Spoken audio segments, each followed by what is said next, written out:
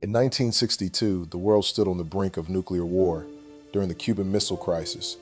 One of the most critical moments of the Cold War, tensions between the United States and the Soviet Union have been rising for years, fueled by ideological differences and military competition.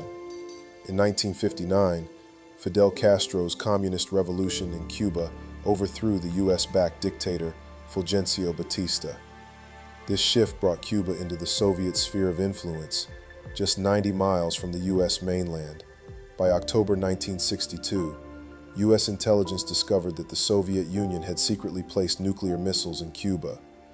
These missiles posed a direct threat to the United States, capable of striking major cities within minutes. On October 14th, American U-2 spy planes took photos revealing the missile sites under construction, confirming the worst fears. President John F. Kennedy was informed of the missile threat and immediately took action.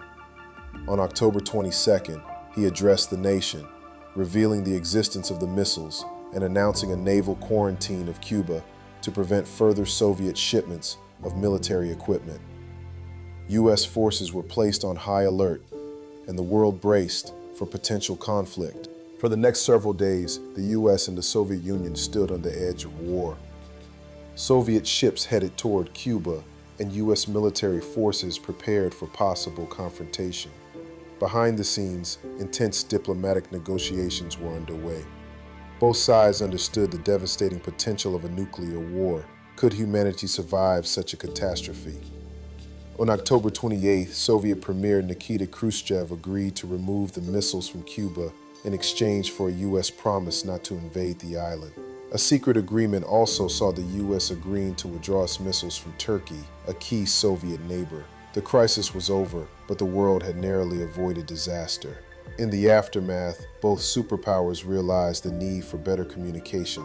A direct hotline between Washington and Moscow was established, allowing for immediate contact in times of crisis. The Cuban Missile Crisis changed the course of the Cold War, highlighting the dangers of brinkmanship and the importance of diplomacy in avoiding nuclear disaster. It also led to the signing of the Nuclear Test Ban Treaty in 1963, aimed at reducing the risk of further escalation.